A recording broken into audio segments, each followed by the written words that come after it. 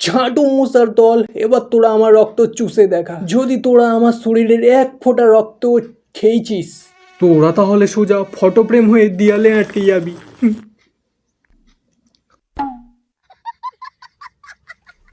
বলেছিলাম না photo frame হয়ে দেয়ালে আটকে যাবি। বড়দের কথা মানতে হয়।